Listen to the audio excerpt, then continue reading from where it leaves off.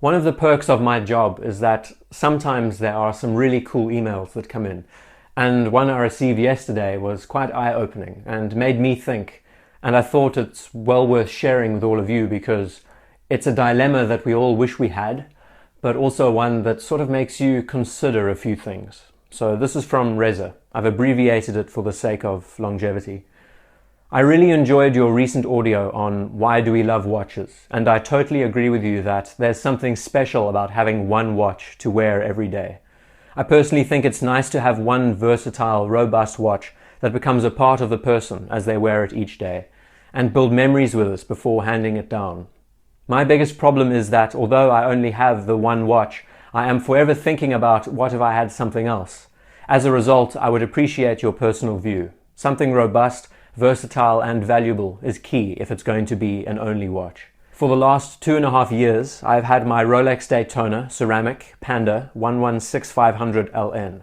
As you know, it's a very desirable watch and I was extremely lucky to get it. Now my mind wanders to several other watches, like the new Rolex GMT Root Beer, which you did a review on yesterday, the Royal Oak Jumbo, the Nautilus 5711, the Aquanaut 5167A. If you were in my position and wanted something robust, versatile to wear with a suit to work or with jeans on the weekend and wanted something special to be that everyday wearer for the next 30 to 40 years, say, would you stick with the Daytona or would you sell it for any of the models mentioned above? That was from Reza. Now before jumping to conclusions, I think it's an interesting, thought-provoking question and one I hope we can all start a conversation about in the comments.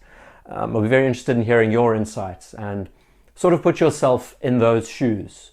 You now own the Grail Daytona, but you're kind of feeling like if there's something else. Do you feel like there's something that you would like more?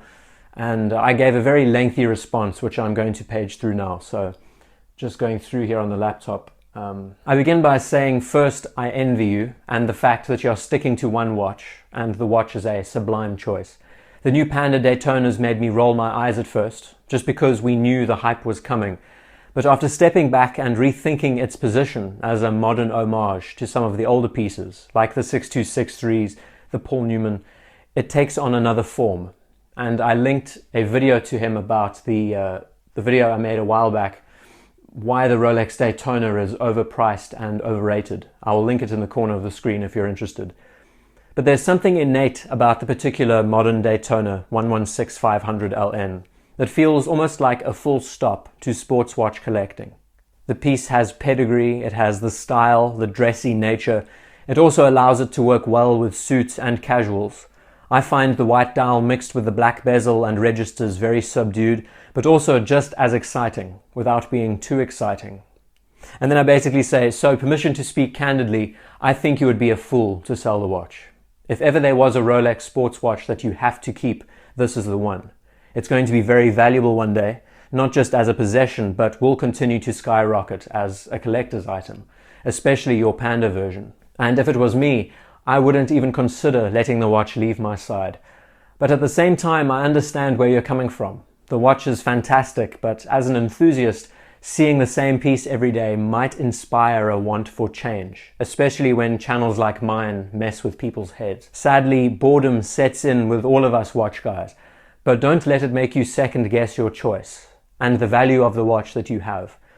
I find the decision of keeping a one watch collection very endearing, and there is a lot you can do with one watch. My favorite pastime is changing bracelets out, maybe switching from an Oyster bracelet to a Jubilee on the Daytona. If you have a moment and if you are on Google, look up a Jubilee bracelet on the modern Rolex Daytona. It is gorgeous. I think the combinations work so well, and Jubilees on Rolexes in general look great. That sort of variety adds a whole new wearing experience to the watch and lets you continue with one piece. And then I suggest maybe adding another watch that sort of is more toned down that would work alongside the Daytona. So I said maybe an example of a 1016 Explorer, or any of the Explorers. I mentioned the earlier generations, but he could possibly go for a modern version. Something a lot more casual, but something to be usable on a daily basis as well. And then I sort of put myself in his shoes and say, if it was me and I was in your position with a Daytona, what a dream that would be. But then I had the idea of selling the watch, to choose a Nautilus, an Aquanaut, or Royal Oak, I would be sticking with the Daytona, and here's why. It's a Rolex. It's a beautiful symbolic achievement of a watch. It's like receiving a degree, and just by picking up one from an authorized dealer, it's like a winning lottery ticket. The other pieces are not built with anywhere near the same level of hardiness, robustness than the ceramic Daytona has. Sure, the Nautilus and the Royal Oak styled pieces look great, but they are going to scratch up a lot. The steel used is softer, the surfaces will scuff and dent easily. They are watches more aimed at being dress sports pieces and not sports dress pieces. Hope you get what I mean there. The movement calibers are more temperamental, and as we know, horology pieces will be more expensive to service and to maintain in the long run. And to top it off, I basically said the Daytona is an automatic column wheel chronograph. So in the end, I find the Daytona to be a tank compared to the others in many respects. Of the many sports watches that Rolex offers, the Daytona isn't a cliche like the GMTs and the Submariners. I think it has its own level, and it works perfectly for a one watch. And I also end off by saying that the watch will be an excellent heirloom one day. But it was really interesting. The whole correspondence made me think a lot, and I never thought I would say that the Daytona is a perfect one watch, but just thinking about the practicality behind it all, I think the Daytona has a lot to offer in that sphere. Just wearing experience. I think it's casual enough to be worn every day. It has that contrast that we would like to see from the white and the black, but it's still not in your face and bright. But then I sort of had another think about it today and thought, well, a 15202 Royal Oak is a nice option. I mean, it's a hell of a cool watch.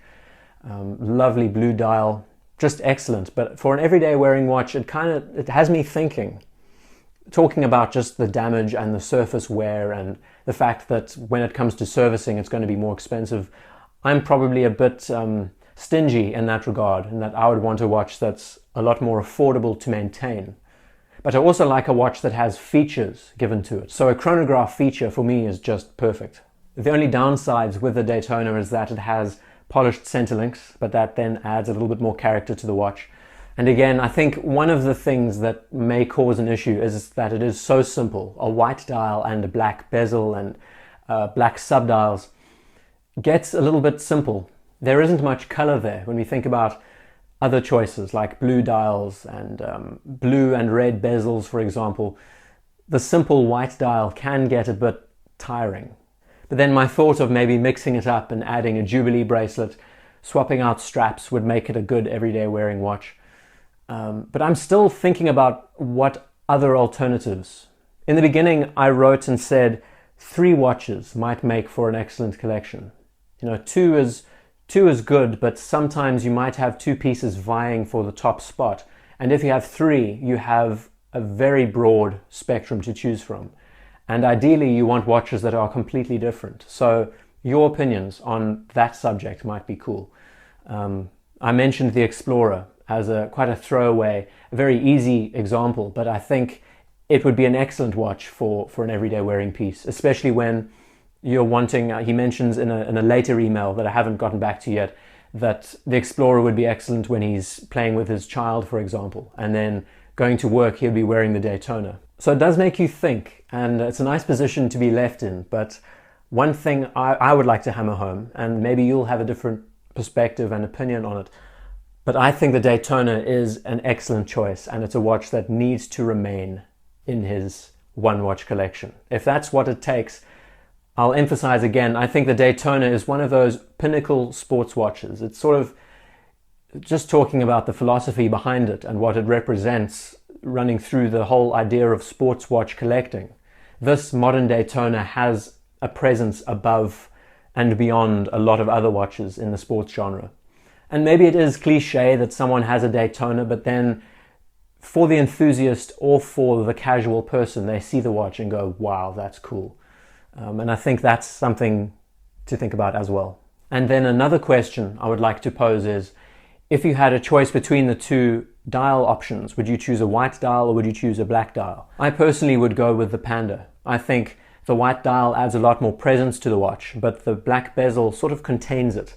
Generally, white dial watches look bigger on the wrist, by about 2 millimeters, but the bezel helps bring the size down a little bit more. So yeah, very interesting discussion, and I'd love to receive more of these. If you have dilemmas, I'd love to discuss them on the page, and it would be great to just hear your perspectives and your opinions on the matter. A Rolex Daytona for a 1 watch is one hell of a watch, and it shouldn't go anywhere.